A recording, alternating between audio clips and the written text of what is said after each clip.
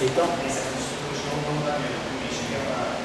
bom, então, pessoal, a gente na aula passada estava trabalhando, né, já organizando a nossa caminhada para chegar de representações irredutíveis do grupo de lotes. Então, nós tínhamos basicamente adotado essa parametrização das matrizes do grupo, né? Tínhamos chegado a um consenso que poderíamos escrever assim, colocamos um fatorio aqui, sobre 2, né? Os parâmetros que a gente já tinha interpretado, e aqui a gente colocou, acho que sigma, a gente usou a notação de sigma ali, isso? Pode ver aqui. Então, esse aqui era os geradores. E lembrando que a estrutura dessas matrizes, na representação contravariante, era o índice kappa e o índice lambda, e na representação covariante, a matriz vai do inverso transposto, kappa tinha já feito isso. Com isso, a gente tinha adotado a parametrização. Corrija, por favor, se eu estou errado. Esses geradores aqui, elemento kappa lambda, só para eu me lembrar, aqui a gente colocou I ou menos I, I delta kappa mi, isso? Confere aí para mim, por gentileza. Delta kappa mi, beta mi lambda, menos beta mi lambda, beta kappa mi. Delta, é isso mesmo? Isso aqui, né? Aí a gente tinha feito também, chegado a isso aqui. Trabalhamos a álgebra de Lie dos geradores. Então, tinha o gerador sigma de Lie, gerador sigma do sigma. Claro, na aula passada a gente trabalhou com os elementos de matriz e chegou a relação geral. Vai no I também, era isso ou é menos I? Menos I. Menos I, aí cara, delta mi sigma, sigma mi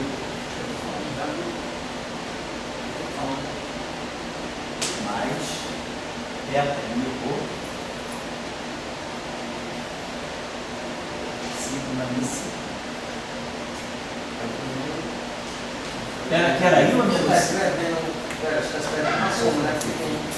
Aqui antes de abrir. Estou dando a forma final. É esse aqui. Mi sigma mi rho. Então, isso é com I, tá certo? Então, mi sigma mi rho mais zeta mi rho, sigma menos zeta mi rho. Isso aqui mais ou menos no final da aula passada. Zeta mi rho, sigma mi sigma e menos zeta mi sigma, zeta mi rho, mi sigma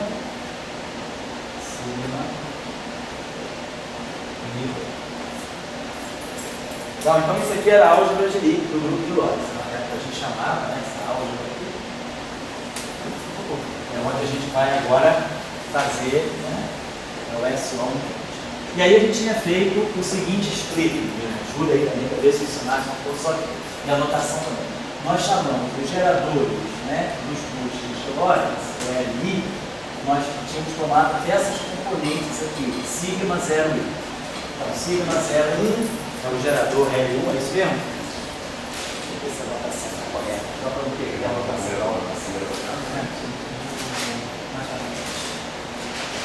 Tudo faz no final da aula. L.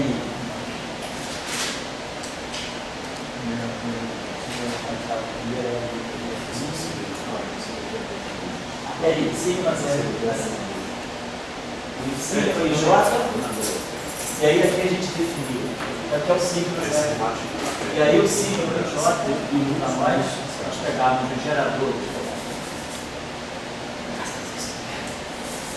Então, nós pegávamos os geradores dos bustos, né, do sigma 0. E só para isso aí foi só uma questão para simplificar um pouco, né, para não ficar carregando esse sigma, né, a gente já sabia que esses geradores são geradores dos bustos, então a gente já falou de Lorentz, é o gerador dos bustos de Lorentz. E o sigma e o J, que a gente já tinha identificado também como os geradores do SO3 espacial, a gente definiu assim, epsilon e J, tá? E aqui a gente chamou essa matriz aqui de sigma K. são as matrizes de gerador. Então, esse aqui é o setor SO3. Rotações no setor espacial. E essa relação aqui a gente inverte, né? Se quiser, a gente pode definir esse sigma I como sigma meio, sai daqui dessa relação, o epsilon de J capa, sigma J capa. Então a gente já sabia interpretar os geradores, já tinha feito essa separação. E com isso, a gente colocou, sabendo quem é o sigma 0I e sabendo quem é o sigma J. Em função dessa nova notação, a gente colocou essas expressões aqui. Pegamos essas expressões aqui práticas. Um sigma 0I com um sigma 0J, um sigma 0I com um sigma J capa, um sigma J com um sigma J capa. E aí a gente pegou as seguintes relações. Isso? LI, o gerador de Lorentz. Dois geradores de Lorentz, comutando, eles se fecharam numa rotação. Está na planta aqui. I, epsilon, I, epsilon, Está botando L com L? tá, I, sigma e J, né? Menos, se for L com L ou L com sigma? L com L. Menos I, epsilon de JK, Menos I, epsilon, sigma. e JK, sigma, tá? Isso? Isso, né? Aí depois a gente pegou LI com sigma N. Com sigma N, né? Tá certo. Isso aqui deu para nós, I ou menos I? IJK, LK, isso? Não I, Oi?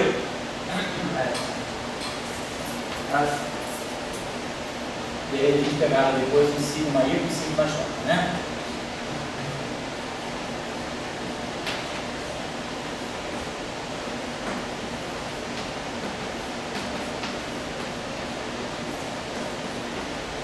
Bate isso aí direitinho? Aí não, sigma J. Aqui, oi? Aqui? Não, esse Aqui? eu acho que Aqui eu acho que tá L, né? não, você falou L e sigma N. Aí você botou epsilon e Ah, J. desculpa, tá errado. Não, tá errado, sim, obrigado. É I, I, J. Obrigado. Tá certo.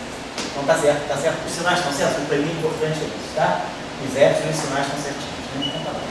Então o que a gente observava aqui, a nossa observação final, que vai ser o ponto de partida hoje, era que nós encontramos, né, intocada aqui a álgebra de SO3. E a gente sabe que as constantes de estrutura do grupo de rotação são SO3, são os epsilon.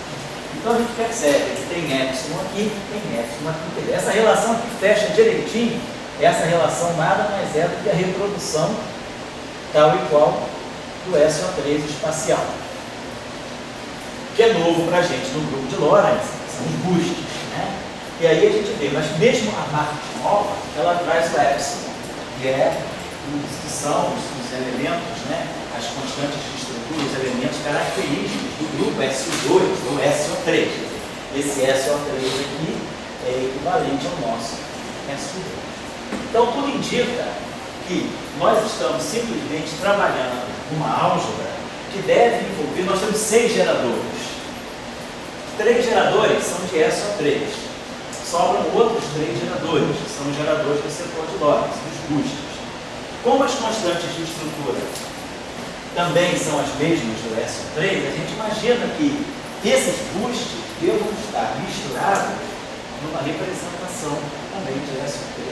Então, tudo indica que a gente tem que fazer, a gente está trabalhando com uma álgebra que envolve 2 SO3, mas na base equivocada, na base que não é a base manifestamente SO3 plus SO3, porque eu tenho esses termos mistos aqui. Então, a nossa percepção é que, então, provavelmente eu posso sair dessa base de geradores, né? Eu posso deixar os geradores LI e sigma J, sigma I, né? Sem perder a estrutura álgebra é a mesma, mas simplesmente fazer uma mudança de base na álgebra, né? A gente vai fazer uma mudança de base que vai me levar para uma álgebra de novos geradores, que eu acho que eu chamei de J e K.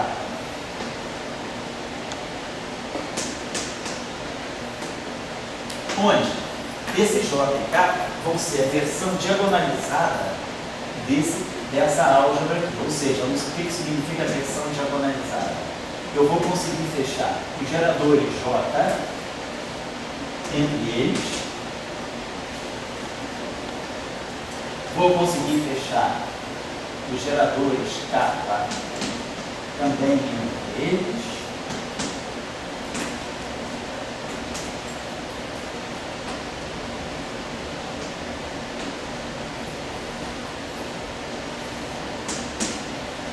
E J e K concomitar. Então, isso vai demonstrar que eu estou, de uma certa maneira, diagonalizando essa álgebra, no sentido de que, se eu conseguir chegar a essa configuração aqui de relações de computação, o que eu estou mostrando é que eu tenho uma álgebra SO3 num setor J, soma direta, ou uma álgebra SO3 no setor K. Isso é o que nós estamos supondo que possa acontecer, deva estar acontecendo. Qual é a indicação disso? O que a gente propõe, qual é o raciocínio que nos leva a propor isso? É a existência de uma álgebra SO3 aqui e a perseverança das constantes de estrutura do SO3 nas demais relações de comutação. Então, isso ali, com o mínimo de teoria de grupos que a gente saiba, né, lá do grupo mesmo, da SO3, SO2, a gente já imagina que, na verdade, essa álgebra seja uma versão não diagonal dessa álgebra aqui. Então, significa que eu estou passando de uma base para outra, ou seja, eu posso exprimir esse conjunto de geradores como uma combinação linear desse conjunto de geradores aqui. Então, o que a gente vai pensar é isso aqui. Provavelmente, os nossos geradores L sigma são função do J e do K, ou vice-versa. Escolha o que eu quiser fazer. Então, vamos dizer que a gente adote essa postura. Eu vou dizer que os nossos geradores de Lorentz, né, eles são uma combinação linear desses geradores aqui que diagonalizam a base. E que os meus geradores de rotação também sejam uma combinação. Eu estou propondo isso aqui.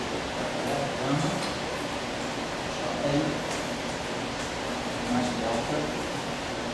Tá, a gente está propondo isso aqui, né, que é a mudança de base. Alfa, beta, gama e delta devem ser determinados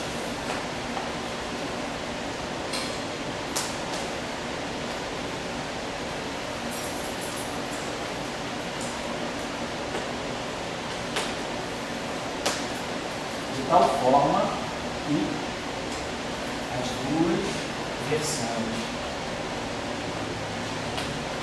da álgebra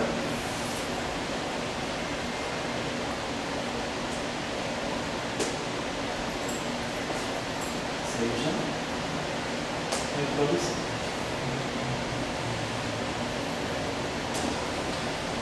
Então, se eu conheço isso aqui, posso expandir esses geradores aqui como função desse e reescrever essas relações aqui em função dessas novas combinações. Ou seja, Li com LJ, eu vou ter alfa JI mais beta KI, computador com alfa JJ mais beta KJ. É a nossa classe de geradores, LI, LJ, né? Igual a menos I, epsilon IJ, sigma K. Mas o nosso sigma K é gama JI, vou botar separado, tá, menos I, gama JK, estou substituindo aqui os signos, né? Menos delta, menos I, delta, epsilon, IJ, kappa, kappa. simplesmente escrever aquela relação na nova base. Tá? E aí, isso, de uma certa maneira, me facilita, porque eu sei o comutador de alfa com J, quer dizer, o comutador de J com J. Nosso lado esquerdo vai me dar alfa 2, JI e JK, que é I, X, I, JK. Depois, o comutador de J com K dá 0. O comutador de K com J dá 0. E aqui vai aparecer beta 2, KI, KJ. I, Epsilon, I, JK, KK. Igual a isso que está aqui. Esse lado aqui, né?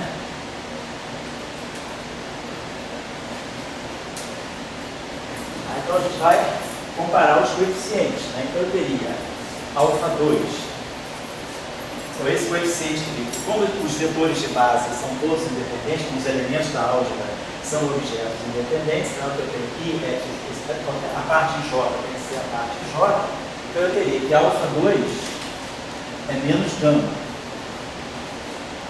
E beta 2 é menos delta. Lembrem-se que nós estamos lidando com combinações complexas. Nada diz que alfa, beta, gama e delta são parâmetros lineares. Eu vou fazer uma combinação linear numa álgebra que tem elementos complexos. A presença do I aqui o período todo, né? Então aqui eu não tenho dito, não tinha dito, mas só para ninguém se espantar. Tem que quadrado é igual a um negativo, porque se esse cara aqui for real, esse número aqui pode ser positivo ou negativo. Não, mas alfa, beta, gama e delta, em princípio, são complexos. Então não tem nenhum problema se gama for, por exemplo, positivo, que alfa seja um puro imaginário. Tá? As combinações são complexas. Então, eu igualei esse lado aqui, igual a esse lado. Vamos fazer, então deixa eu guardar essas relações aqui. Vou fazer o seguinte, tá? Evitar o problema, vamos botar então, alfa 2 igual a menos gama. E beta 2 igual a menos gama. Agora vamos fazer o segundo exercício. Eu posso apagar aqui? Pode ser? Não, um segundo. Não vai tirar fotografia, não? Não. Ah, você está querendo entender, né? Na medida do possível? Então tá, fala aí, qual é a dúvida? Não, é mais a... Ele me auxiliou aqui agora, no auxílio tempo de correções, tá? Obrigado, então.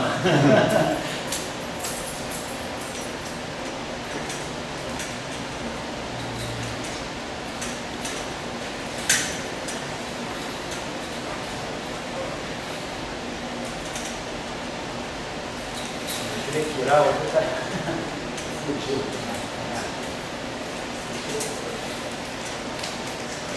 Obrigado, professor. Ah, pode ir lá? Pode, por favor. Fotografou?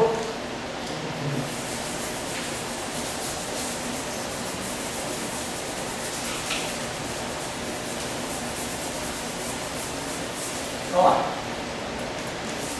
Esse aqui não precisa, não está enchendo o saco, né? Então vamos lá agora, a segunda relação, L por sigma.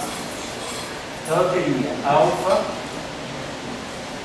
JI, a cor não é muito visível não, né? Alfa, JI, então LI, né? Alfa, JI, mais beta, KI, comutador com sigma. Gama, JI, mais delta, KI. Isso igual a IFJK, sigma, não, I, alfa, I, JK, LLL,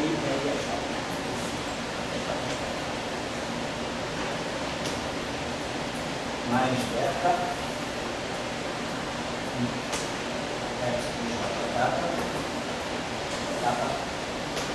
Então, André, o que a gente está fazendo é isso. A gente está revendo aquelas relações de comutação na nova base. Sozinho, tá? Então, vamos lá. Então, a gente sabe, J com J, então aqui você vai dar alfa, beta, J com J. Está lá atrás, a gente sabe o que a gente quer. Que vai ser igual a I. Então a gente vai ter aqui alfa vezes gama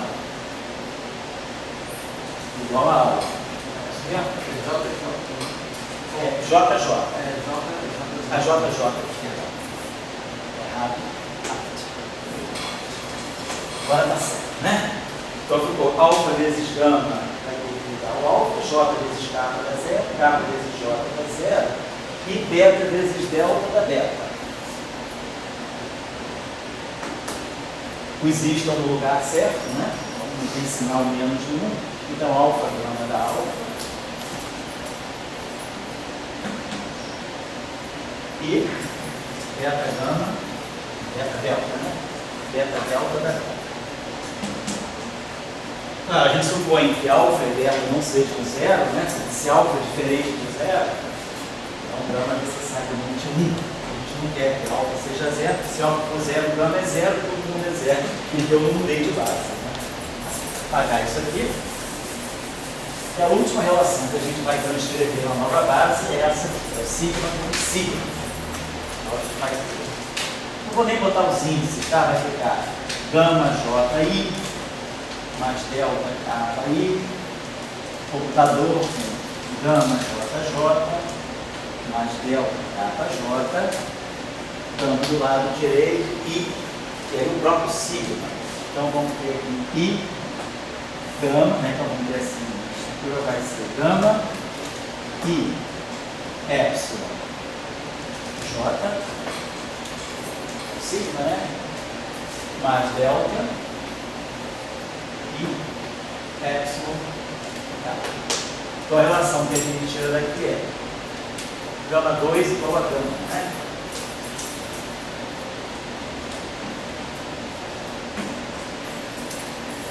Gama 2 igual a gama, aí esse aqui dá zero, esse aqui dá zero, e delta 2 igual a delta.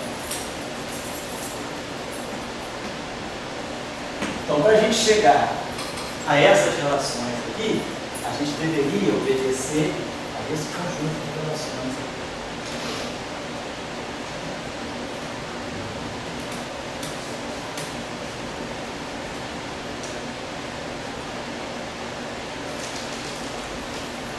Então, por exemplo, vou apagar esse próximo que já está registrado, né? Vou apagar esse aqui, que já está guardado.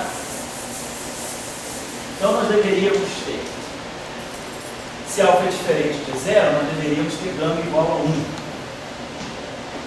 Se gama igual a 1, alfa 2 é menos 1. Então, alfa deveria ser mais ou menos i. Tá? Estou falando aqui, se o alfa não é zero, né? O gama é 1. Divido tudo por alfa. Gama é 1. Se gama é 1, alfa 2 é menos 1. A mesma coisa aqui, se delta para zero, delta é 1. E se o delta é 1, o beta é mais ou menos i. Pode acertar. Depois, o gama 2 é igual a gama, e delta 2 é igual a delta, já ficam automaticamente satisfeitos, tá? Então a gente pode trabalhar com essa possibilidade. Alfa igual a mais ou menos i, então alfa. Então, se eu pegar, então a gente estava fazendo a combinação é essa aqui. Então, o nosso LI vai ser alfa, que é mais ou menos i, vou deixar aqui no escola, vou botar assim. Em princípio, mais ou menos i vezes j, mais beta vezes k. Beta também é mais ou menos i, vamos botar aqui mais ou menos i vezes k. E o sigma, as rotações, é gama mais delta. Então vai ficar J, aí aqui não tem escolha. J aí, mais K. Então ele pode escolher, se quiser. Quer dizer, como o sistema é um sistema não linear, né? Alfa 2, beta 2, e tem produtos de alfa vezes delta, devido ao sistema ser não linear, a solução não necessariamente é única. Então a gente pode fazer escolhas aqui. Vamos dizer que a gente fez. Então esse aqui está fixado.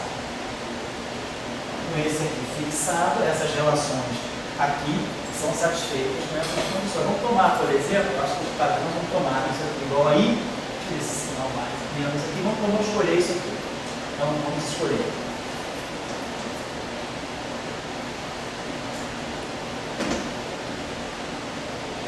L igual a I, JI mais KI, e o sigma I. Professor, Oi. qual seria o significado físico de dessas coisas diferentes? Olha, fisicamente eu diria que nenhum, pelo seguinte, você está mudando você está mudando a base da álgebra. Você está dizendo apenas que você tem mais de um modo de escrever SO3 com uma soma direta de dois SO. Tá? Você está dizendo, quer dizer, quando você tem, geralmente quando você faz uma mudança de base, né, você pode fazer a mudança de base que você quiser, desde que você esteja trabalhando realmente de uma base para outra base, depois de linearmente independente.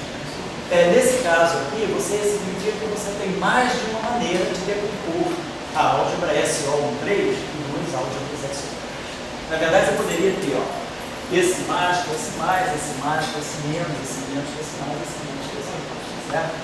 Então, a gente, com isso aqui, então vamos pagar isso aqui.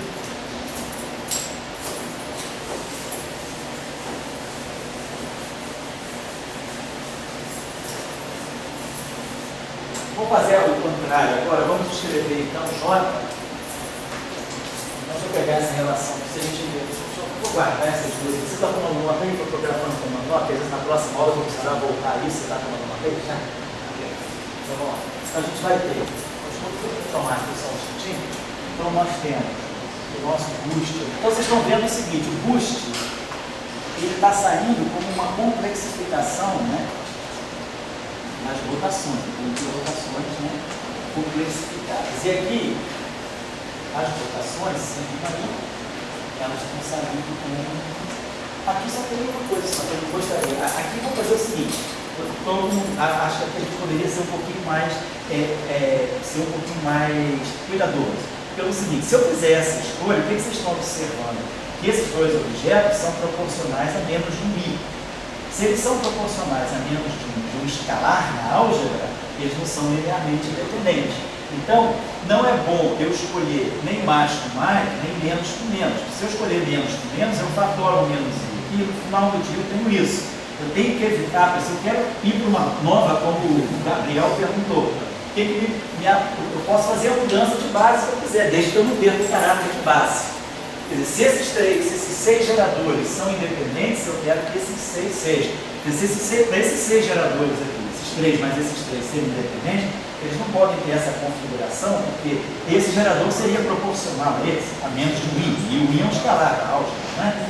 Então, seria interessante eu trocar esse sinal, eu poderia ter duas coisas, mais com menos ou menos com mais. Então, a escolha que a gente vai fazer, vamos dizer que a gente faça essa aqui, mais com esse menos. Poderia fazer a escolha do menos com mais. Menos com menos daria o mesmo problema, porque aí agora eu garanto, J menos K é uma coisa, J mais K é outra. Esses dois objetos agora são independentes. Então, eu já diminuí o nível de arbitrariedade para poder garantir que esses objetos não sejam proporcionais. Então, vou botar isso aqui. Essa foi a nossa escolha. E aqui J mais K. Então vamos lá, vamos fazer o seguinte, vamos multiplicar aqui, só para limpar o J e o K, vamos multiplicar aqui por menos I. Vai ficar aqui menos I vai ficar aqui J menos K. Só para a gente poder expressar. Então vamos expressar o nosso J. Vai ser, se eu somar esse cara, os K vai se cancelam. Então eu vou ter que o nosso J vai ser o meio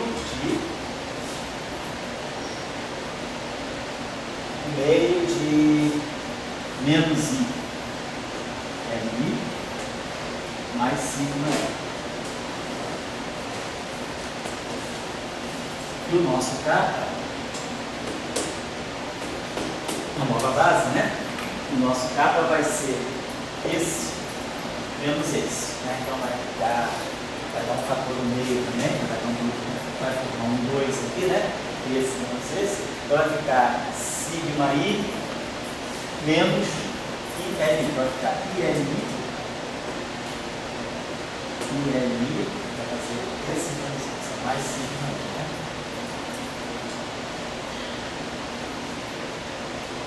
É isso mesmo, né? Nosso capa é pegar esse cara aqui e subtrair esse cara que ganha esse sinal mais aqui, o J cancela e fica 2K para a gente. Mas não pode, se quiser, posso trocar, sei lá, posso faturar esse menos I aqui. E aqui fica 1. E aqui fica I. E aqui a gente pode fatorar esse I. Fica 1. Se aqui fica menos. Se quiser, pode fazer isso. Certo? Então, tenho esse conjunto de geradores. Então, o que nós estamos observando agora é que a gente tinha falado ali no início, a gente conseguiu realizar a nossa proposta.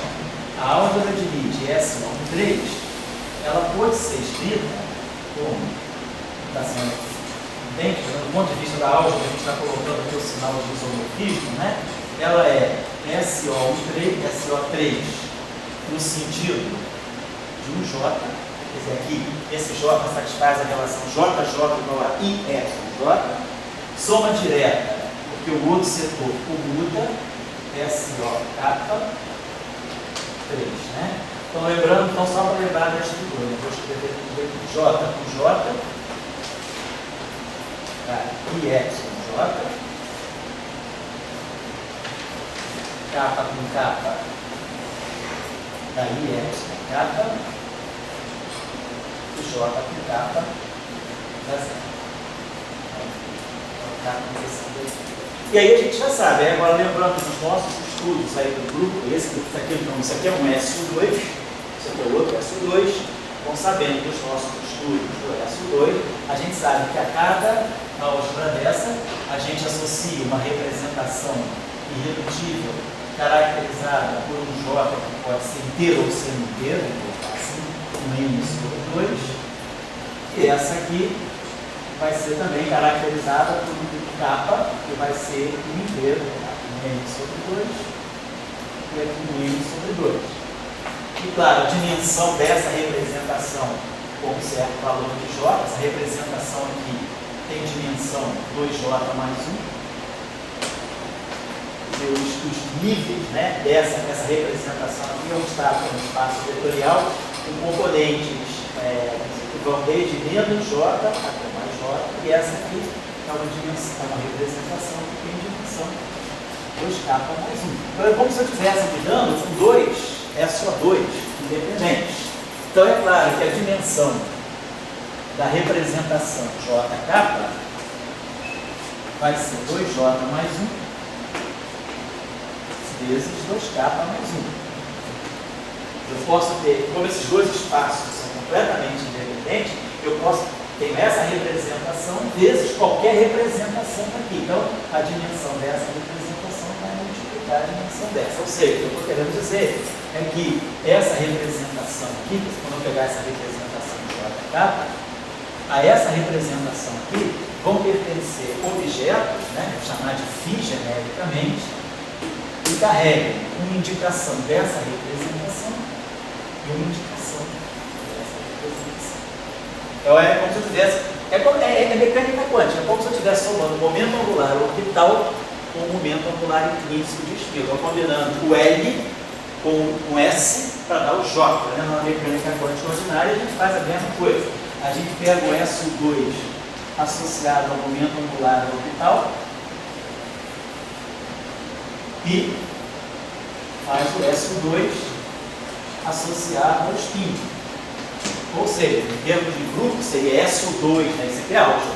Se for um grupo, o SU2, o momento angular orbital, cartesiano, SU2 do spin.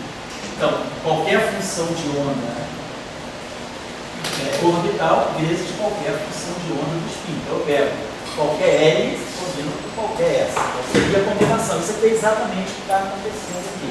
Só que na mecânica quântica a gente faz isso baseado, né?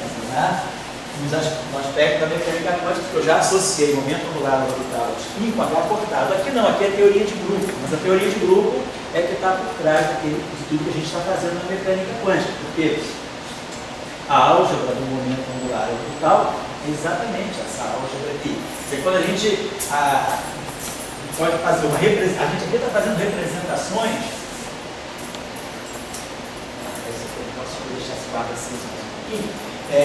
A gente está fazendo dois tipos, né? Nós podemos fazer dois tipos de representação aqui da mesma álgebra. Uma representação matricial, puramente algébrica, ou uma representação de operadores diferenciais. Por exemplo, quando eu estou dizendo que eu tenho essa álgebra aqui, né? Sigma I. Por exemplo, a álgebra tinha só três tipos, né? Sigma I com sigma J. Sendo I, F, J, sigma K.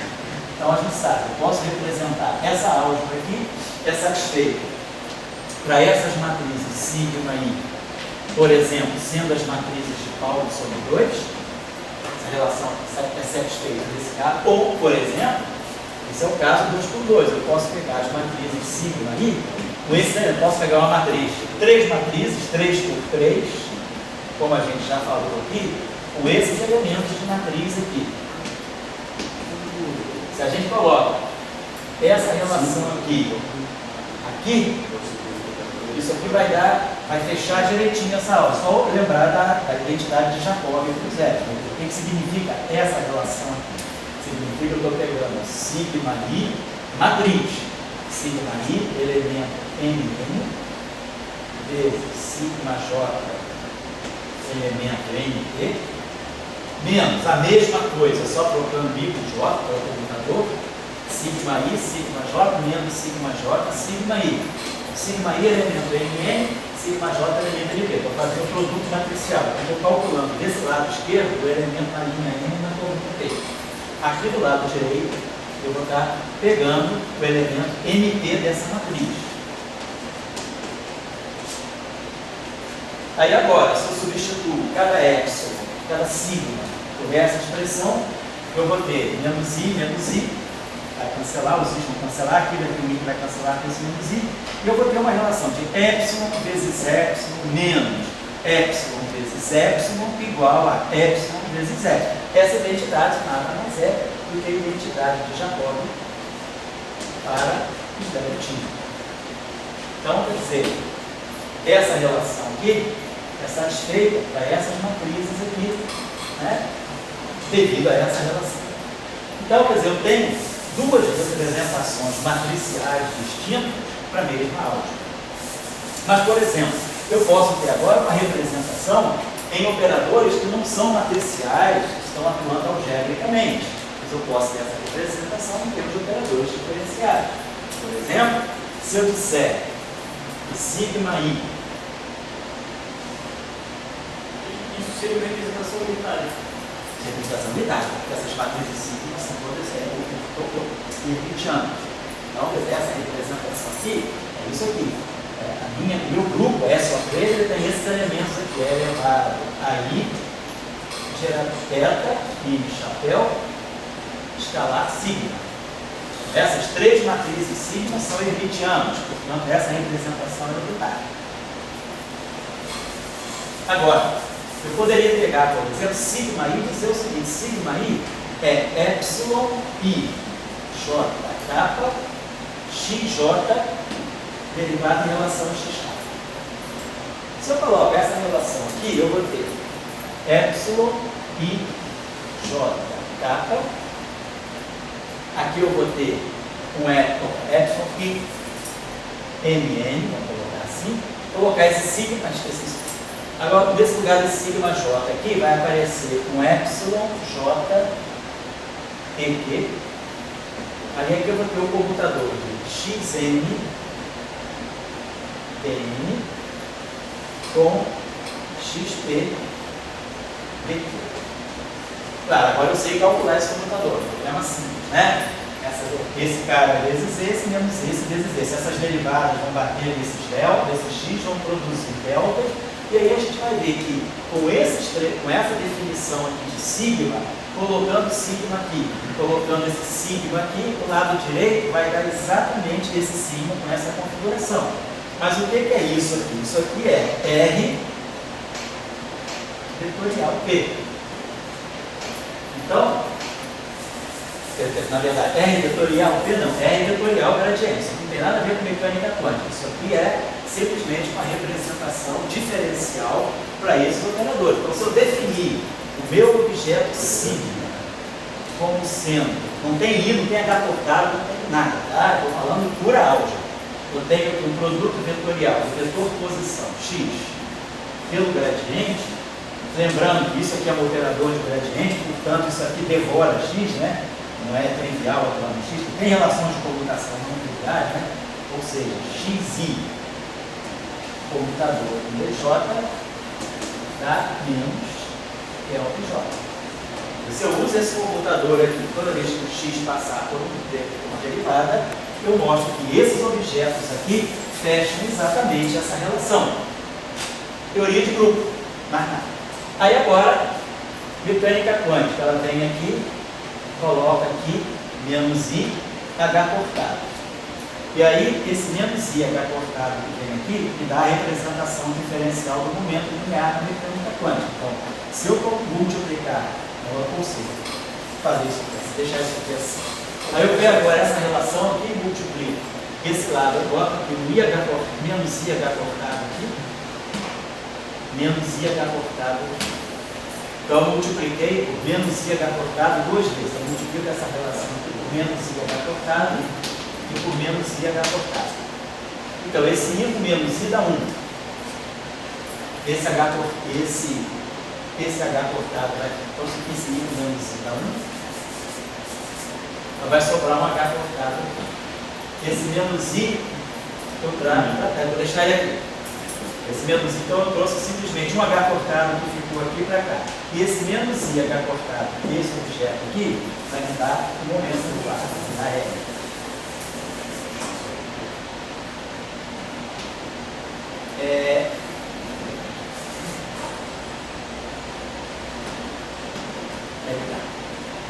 E aí agora eu multipliquei esse menos IH cortado que eu coloquei aqui, isso aqui está dando meu LI, isso aqui menos IH cortado aqui está dando meu LJ, então isso aqui está dando para mim H cortado, quer dizer, eu multipliquei, eu já tinha um I aqui, né?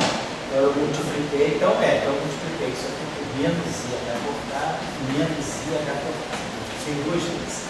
Então eu já tinha um I aqui que eu multipliquei por esse 2H cortado, e esse menos I aqui entrou aqui, né? Para poder formar esse H cortado. Então a gente está obtendo aqui, esse aqui é epsilon H cortado, epsilon de J, tá? Então, vai ser uma outra representação. Oi?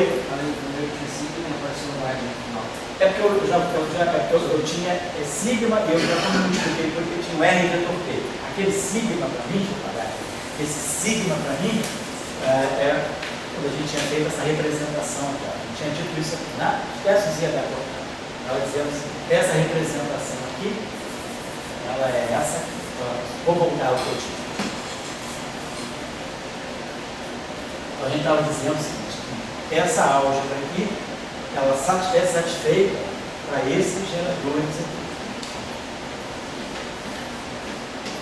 Estava dizendo. Tá?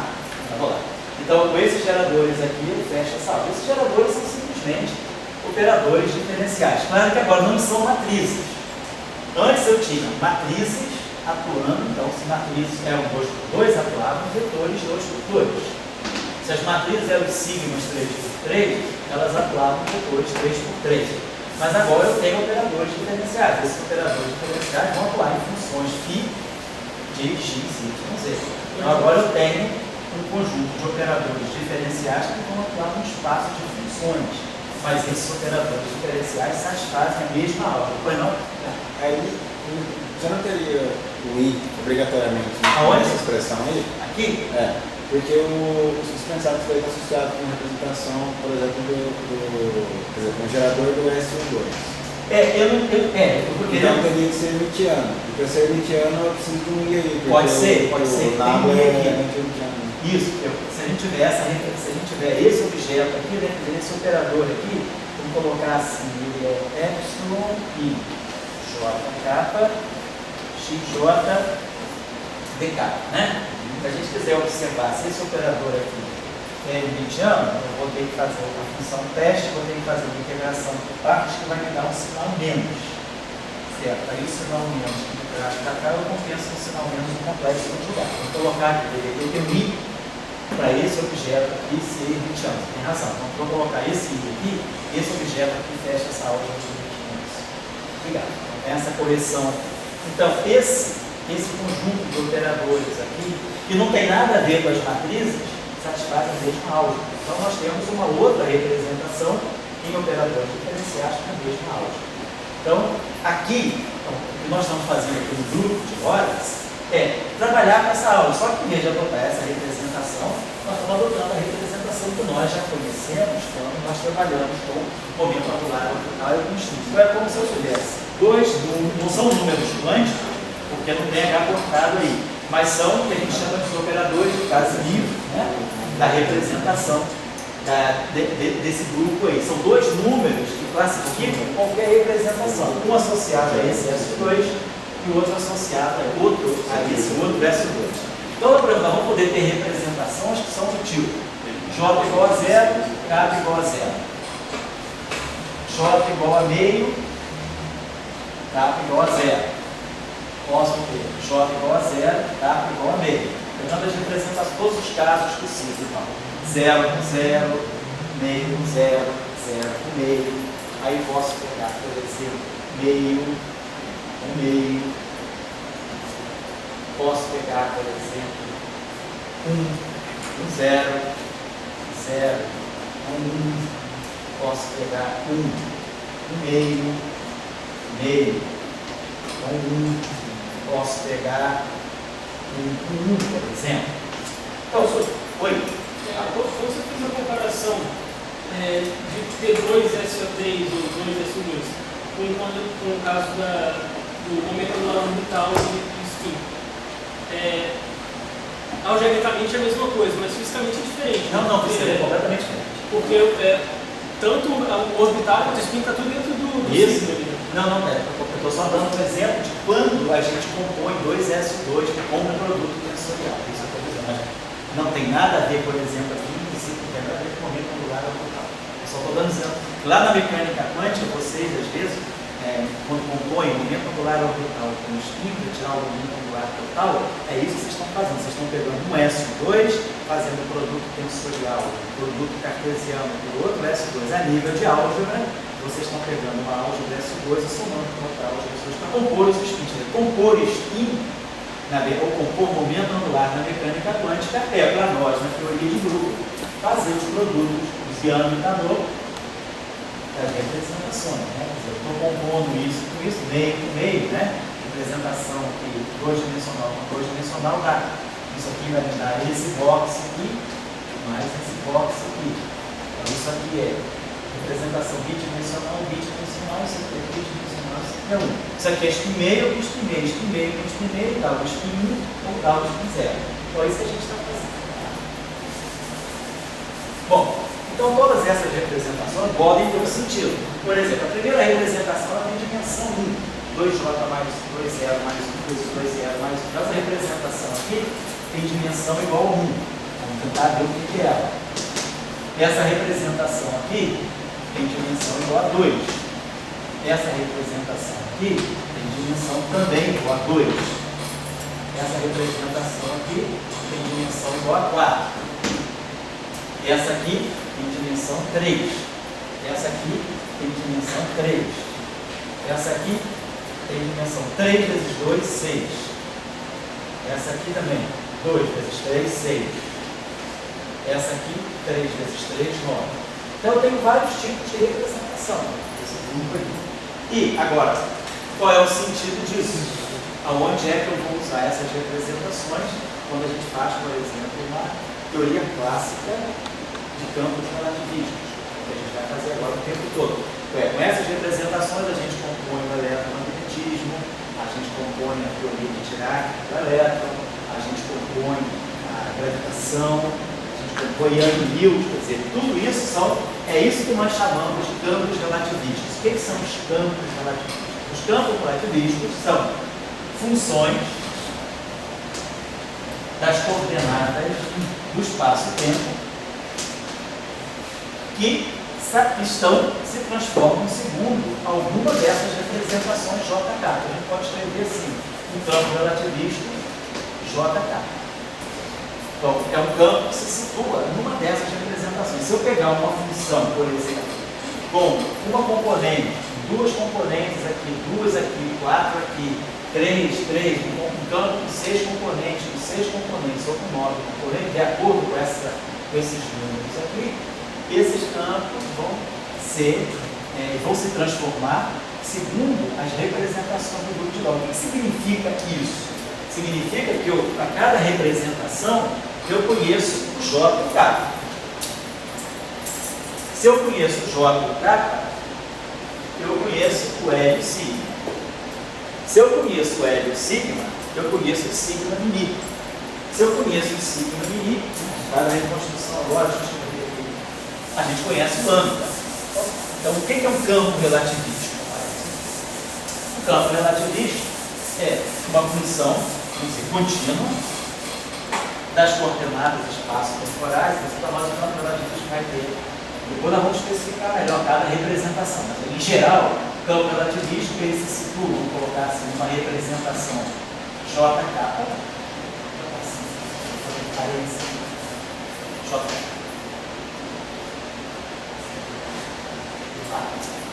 Vou dar uma representação JK das coordenadas x'mi.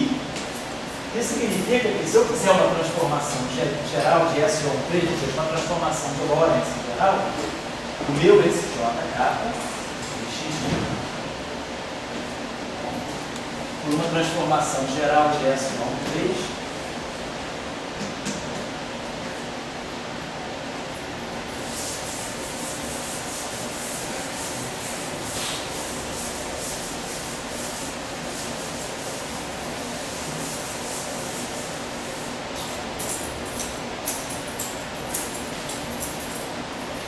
ele vai sofrer a transformação de um novo sistema de referência, então, quando eu fizer essa transformação, significa isso. Estou fazendo essa transformação de Lorentz. X' mi vai um lambda mini x'mi. Então, esse lambda aqui eu conheço muito bem. Esse lambda aqui, mini, para nós é exponencial de mi sobre 2. Ômega cada lambda, sigma cada lambda.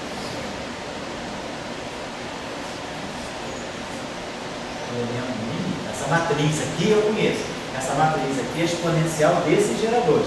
Esses elementos de matriz, né, são os elementos de matriz dessa exponencial. E aí nós sabemos que esse nosso sigma kappa lambda mini, isso aqui é para nós que delta de kappa eta lambda ni menos eta kappa ni delta de lambda. Então isso aqui é o que acontece no espaço-tempo.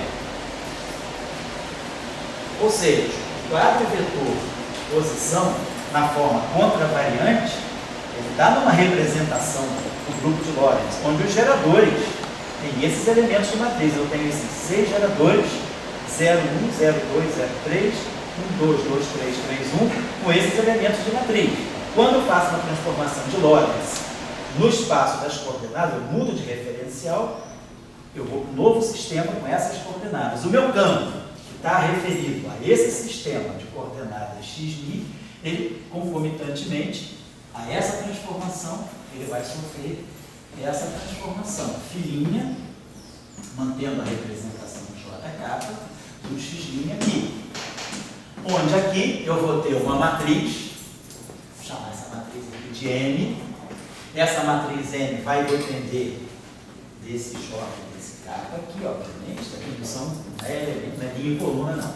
É a matriz associada a essa representação atuando no meu φ nessa representação das coordenadas x. Então, isso aqui é a transformação de Lorentz vista no espaço dos campos. E é isso que define uma representação irredutível do grupo de Lorentz. Uma representação do grupo de Lorentz, onde o meu objeto, que tem dimensão 2j mais 1 vezes 2k mais 1, então essa matriz aqui é uma matriz de dimensão 2j mais 1 vezes 2k mais 1 por 2j mais 1 vezes 2k mais 1. Esse vetor aqui é um vetor com 2j mais 1, 2k mais 1 componentes. Então essa matriz aqui tem que ser essa dimensão, 2j mais 1, 2k mais 1 vezes 2j mais 1, 2k mais 1. Essa matriz é determinada caso a caso. E esse campo aqui é o campo de uma dada representação. O que significa, então, conhecer a representação? Significa, eu conheço J e K. Nós vamos começar agora a construir um a um. Eu conheço J e K. Quem conhece J e K, automaticamente sabe, lá da teoria do SU2, construir quem é o J e quem é o K. Quem são os geradores, quem são as matrizes. J e K. Aí, quem conhece J e K, automaticamente conhece L e sigma. Se eu sei calcular J, eu sei calcular K, eu sei calcular L e sigma. Se eu conheço L e sigma, então eu sei que o meu sigma 0i, eu já calculei, são os LIs. E meu sigma e J vão ser epsilon e JK, sigma K. Agora, se eu sei sigma 0i, sei sigma e J, vou fazer para cá, perdão, para bagunça aí, mas então, se eu conheço esses caras aqui agora, então se eu conheço os geradores, eu conheço essa matriz aqui, essa minha matriz M aqui, vai ser exponencial de I sobre 2, os parâmetros da dada transformação de Lorentz, e aqui os geradores sigma e I. Então, eu sei essa matriz. Eu conheço essas matrizes aqui. Posso exponenciar essas matrizes, então eu tiro a minha matriz M. Então, quem sabe essa matriz M sabe como o campo se transforma. É isso que define uma representação irredutível do grupo de Lorentz. E aí a gente vai ver toda a física relativista, então todo e qualquer campo relativístico tem que cair dentro de uma dessa representação, se a gente quiser fazer algo que tenha covariância relativista. Então, a gente vai ter o escalar, o quadrivetor, o spinor left-handed, o spinor right-handed, o spinor de Dirac, o spinor de Majorana, campos antissimétricos de rank 2 autoduais, anti-autoduais, campos antissimétricos de rank 2, campos simétricos de rank 2. A gente vai poder descrever tudo que a gente conhece através desses tensores. E para cada tensor, a gente sabe exatamente quais são as matrizes que os transformam quando eu faço a transformação por Lorentz, tá certo? Então é isso que a gente está fazendo. Então, para construir o eletromagnetismo, se eu quiser construir o eletromagnetismo de partículas de espineiro em interação com o campo eletromagnético, eu vou precisar de um campo eletromagnético, que é o campo do fóton, e vou precisar do campo do elétron do pósito. Se eu quiser construir o eletromagnetismo de objetos escalares, como por mesons primais e mesons pininos, eu vou construir um eletromagnetismo com campos escalares. Se eu quiser construir o eletromagnetismo do W mais e do W menos, que são objetos com spin 1 carregados, eu vou usar campos vetoriais complexos carregados. Então, a gente agora, qualquer física que a gente quiser fazer, que tenha um fundo relativístico, ela tem que ser descrita por objetos que caiam nessa representação. Ou seja, meus objetos, todos, quaisquer objetos, têm que ser tensores do grupo de Lorentz. Como a gente faz física galileana. Todos os meus objetos são escalares, vetores ou tensores do grupo de Galileu, do SO3. Eu pego escalar, derivada temporal, gradiente, rotacional, divergente, de campo de objetos que são vetoriais, de objetos que são escalares, de objetos que são espinoriais, porque a gente não estuda os espinores, né? Na mecânica clássica, mas eles estão lá, estão dentro do grupo de rotações, tá bom? Então é isso que define para nós um campo relativista. Eu vou dar daqui a pouco o intervalo. Isso que define para nós. Então, os campos relativísticos nada mais são do que as funções das coordenadas, as funções, vamos dizer, contínuas e diferenciáveis, né, das coordenadas espaço-temporais, que se transformam de uma maneira bem definida quando eu realizo uma transformação de Lorentz no espaço-tempo. O padrão de transformação é esse, e essa matriz é univocamente determinada se eu conheço a representação. Se eu conheço o J, se eu conheço o K, eu sei quem é o J, quem é o K, quem é o E. Então a gente pode fazer isso caso a caso. Obviamente, né? Vou guardar isso aqui. Pode falar. Vamos lá nas representações 0, meio, 0. Vamos começar com isso? Não, mas antes. Fala. Como o só tem escrito, né? Escreveu o J como M sobre 2, N sobre 2. Né? Se eu estou saindo dali, está fazendo M igual a 0, M igual a 1 e M igual a 2. Isso, o que eu sei é o seguinte. Eu quero saber onde isso vem de grupo. Essa parte aqui. Você viu as aulas aqui dos cursos de teoria de grupo que a gente já deu, que eu dei como assim? Não é grupo agora. Você viu o curso que eu dei para iniciação científica, aquele curso de teoria de grupo que eu recomendei, todo mundo que quisesse dar uma olhada, antes de começar as aulas, desse uma olhada, aquele curso que foi de setembro de 2013 a abril de 2014. Lá a gente faz todo. O que a gente faz lá? A gente estuda o grupo SO3, que é isomórfico ao grupo SO2.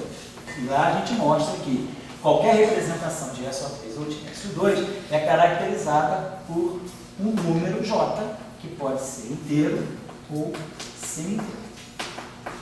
E que cada dimensão, cada representação em 1J tem dimensão 2J mais 1. Você tem 2J mais 1 componente, vetores. Tem vetores 2J mais 1 componente, não sei se é vetor se J, vamos colocar assim. Tem 2J mais 1 componentes e que se transformam sobre S2 desse modo. É exatamente isso. Eu tenho um psi de Tx. Vamos nem botar psi, vamos chamar um campo φ genérico de Tx, na representação J. Se eu fizer uma rotação, SO3 no espaço, eu vou mexer nas coordenadas espaciais, não mexo no tempo, né? Não é rotação de Lorentz. Então, isso aqui vai me dar uma matriz R, que vai depender dessa representação, que vai atuar nesse objeto de Tx. Onde esse J pode ser 0, meio. Aí a gente fala, se J for 0, eu tenho um campo escalar. Matriz é 1 por 1, a dimensão é 1. Matriz é 1 por 1, então o campo escalar é filinha de Tx, nem igual a φ de Tx. É isso que caracteriza o campo escalar. Se J for meio, então eu teria um objeto psilinha alfa de Tx'. Esse alfa pode valer 1 e 2, porque esse J é meio, a representação tem dimensão 2. Então eu tenho duas componentes nessa representação. Essa matriz aqui é exatamente essa matriz aqui.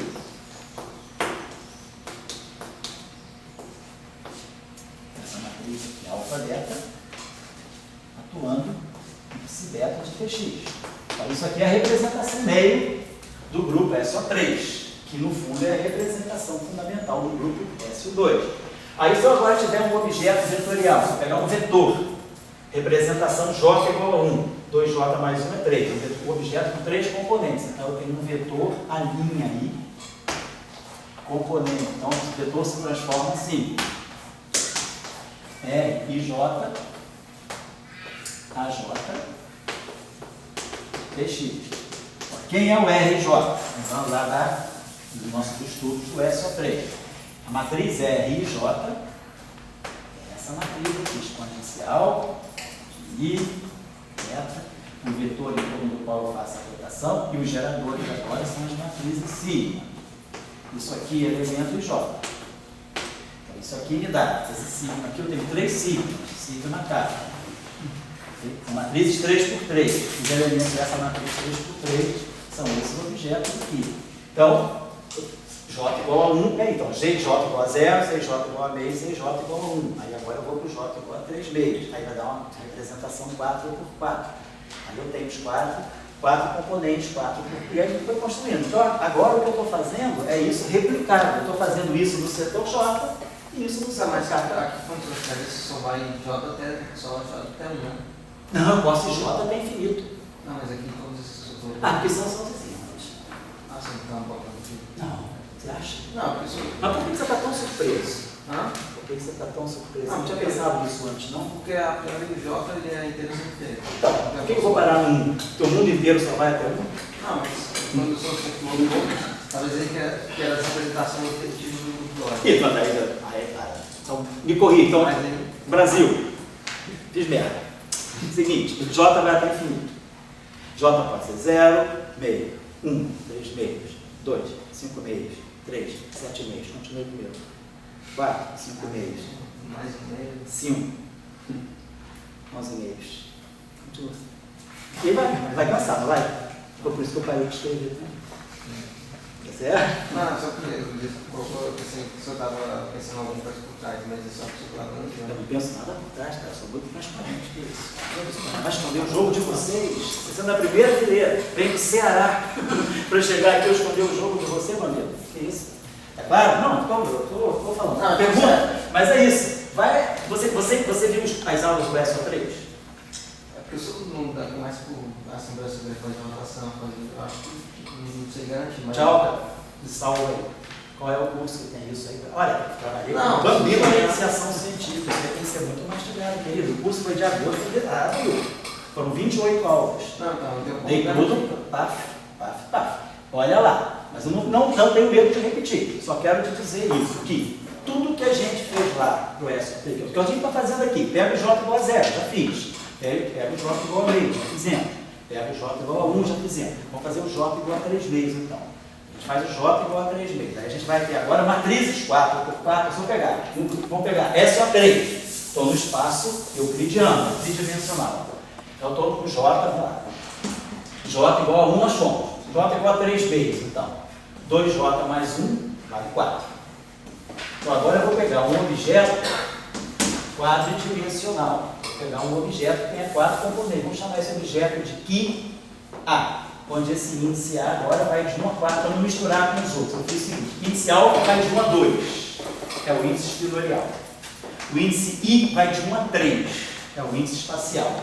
O índice A vai de 1 a 4, então é o índice dessa representação. Aí eu posso perguntar a vocês, o que você acha que poderia ser um objeto quadridimensional? Não você, Alexandre. O que você acha que poderia ser um objeto quadridimensional na física euclidiana? Vamos dizer que você seja um professor de física 1. Tá? Aí você vai pedir para os teus meninos lá, me dê um exemplo de um objeto que tenha 4 componentes. Ela faz uma aula de ficção 1? Não, Ceará é essa. Beleza? Nem na Finlândia. Beleza, né? Como é que é o negócio lá? Você viu o colégio jesuíta lá de Fortaleza? Você viu o jesuíta lá? Não. Isso é coisa de jesuíta. Fala aí, né? Spinoza, ensino médio. Né? Aqui a gente está rolando isso. Ao sábado está rolando uma travessura desse. Pô, beleza. Então, mas vamos dizer que teus alunos do ensino médio sejam ótimos assim. Então, você vai dizer para os teus alunos do ensino médio, então vamos lá. Por que você falou para os teus alunos do ensino médio? Deu um exemplo que a gente estudou de um objeto de 4 componentes. Aí, qual foi a tua proposta? Mas é que você tem que ser no espaço euclidiano, né? Isso. Ou eles já estão no espaço que é complexo também? Nossa. Ou eles trabalham em Monte-Recife? Eles são humildes. No segundo do ensino médio é micrótico. Baixo nível. O vestibular é o quê? 10 dimensões, você concorda? Mas fala aí, Bambino, o que é? Aí você deu o exemplo de um objeto com 4 componentes no espaço tridimensional.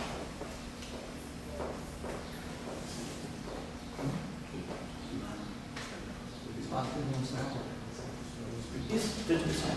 É o euclidiano. Isso. Espaço euclidiano com 4 dimensional. O que você poderia pensar num objeto com 4 componentes? Velocidade não é, porque tem 3. Aceleração, quer dizer, um vetor tem 3 componentes. Um escalar tem uma componente. Um espinor tem 2 componentes. O que você poderia pensar como um objeto com 4 componentes? Quer dizer, um objeto, no fundo que eu estou falando é o seguinte: você já deu para os teus meninos exemplo de grandeza escalar. Spin 0, temperatura, pressão, tempo. Exemplo de grandeza espinorial. Os meninos lá do Ceará. Você já falou, o espinor, né? Um elétron, por exemplo, num gás. Né? Um elétron não relativista que obedece à equação de Pauli, tudo isso eles entendem. Né? Um elétron não relativista que obedece à equação de Pauli. Exemplo de um espinor, mecânica quântica. Vocês estudam elétron do átomo de hidrogênio. Quando vocês colocam o espinho elétrico, passa a ter duas componentes. Mais meio, menos meio. O elétron está lá, função de onda de cheiro que a gente faz, tudo escalar. Depois, um dia, a gente faz o externo lá, vê que tem espinho, e aí cria um objeto de duas componentes. Então, isso aí os garotos já sabem. 3 componentes, os vetores. Pensar num objeto com 4 componentes. O objeto com 4 componentes no mundo tridimensional, ele tem que ter espinho 3 meios. O que você conhece que tem espinho 3 meios no nosso mundo? Alguém tem espinho 3 meios? Tem alguma coisa que tem espinho 3 meios? O que você poderia? Como é que você poderia jogar isso? Uma soma de 2 espinhos para dar 3 meios. Composição de 2 espinhos. É legal. Por exemplo, se você pegar uma coisa com espinho 1. Estou falando do Ceará, né? Sorria, Ceará. Espinho 1. Espinho meio. Você pode dar espinho 3 meios. Quer dizer, não vamos esquecer o espinho. Teoria de grupos. Nós estamos fazendo isso. Pega o objeto na representação 1. Representação 1 é essa representação. Young Tableau. Quem fez o curso de atividades de verão, a gente fez Young Tableau para S e o N, aí, justamente para adiantar um pouquinho para esse curso. Isso aqui é a representação de dimensão 3. 2, 3. 1, 2. Dimensão 3. Aí pegamos esse objeto aqui, que é o tablauzinho mínimo de S2. Dimensão 2. Então, dimensão 2. Então, 2 vezes 3, 6. Né? Esse aqui, na mecânica quântica, isso aqui corresponde ao espinho 1. E na mecânica quântica, isso aqui corresponde ao espinho 1. Então, quando eu componho 2 com 3, eu vou poder ter esse tablô aqui.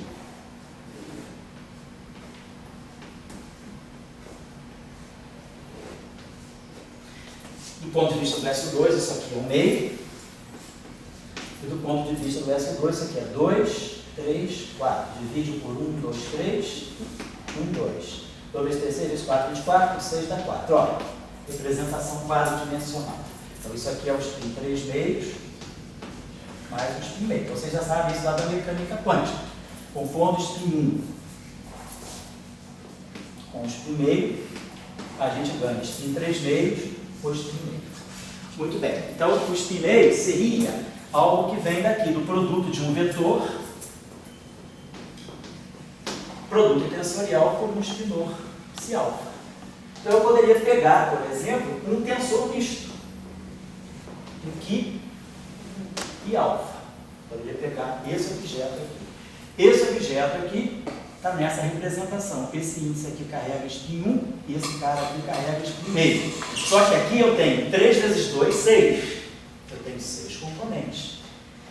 Eu preciso ficar com 4. O que eu posso fazer aí?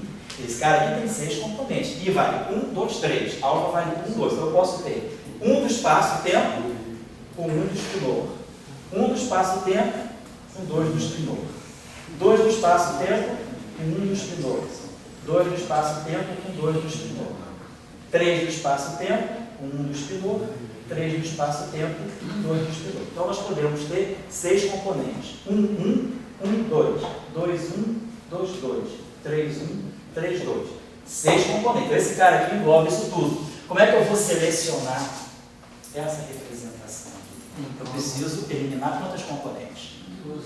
Então vamos impor um tipo de vírus. Podemos impor algum tipo de vírus. Deixa eu pegar isso aqui. Poderia impor algum tipo. Se botar em 2 dimensões, fica 2. Se botar em 2 dimensões, fica 4. Você tem que eliminar 2 componentes aqui. Por exemplo, se você pegar esse objeto aqui e disser que, por exemplo, você. Vamos dizer que você pega essas matrizes. Pega as matrizes de Pauli que estão aqui. Sigma I. Elemento alfa beta. Multiplica por QI beta. Então, você vai fazer uma soma em I e uma soma em beta. Você está pegando as matrizes de Pauli. Então, você está formando aqui, ó, para cada I, quer dizer, para cada essa equação aqui, o índice I está saturado. Então, para cada alfa livre, alfa pode ser 1.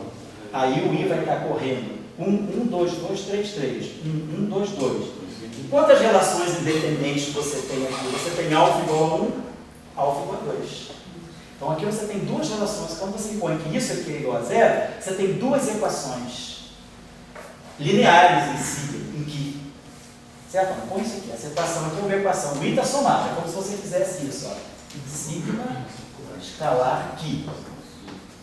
Então, isso é um sistema no espaço de duas dimensões. O alfa igual a 1, esse beta corre 1, 2, 2. O alfa igual a 2 e beta. Então, isso aqui são duas equações. Então, se você tem duas equações, você tem dois vínculos. 6 menos 2, 4. Então, se você pega esse objeto satisfazendo a essa condição, ele cabe nessa representação. Não estou dizendo, não estou cobrando esse raciocínio de vocês, não.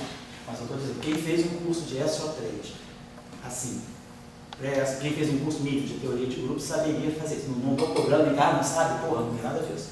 Mas eu estou só te dizendo que, em princípio, isso já está embutido. Eu estou supondo que esse tipo de coisa poderia ser do conhecimento de alguns de vocês. Se não for, o curso está lá. Está lá as aulas do curso de iniciação, está lá as aulas do curso de verão, tem um monte de curso de teoria de grupo. Então, o que estou só querendo colocar para vocês, aqui, é isso que nós estamos fazendo agora, não seria novidade. O que eu estou fazendo agora, porque é 0, meio, 0, meio, 1, meio, eu estou simplesmente compondo, duplicando esse meu conhecimento. Isso que eu faço aqui agora, eu vou fazer duas vezes. Vou fazer no setor J e vou fazer no setor K. Tá certo? Você acha que eu estou tripudiando ou para dar aula? Ou você acha que eu estou sendo honesto dizendo,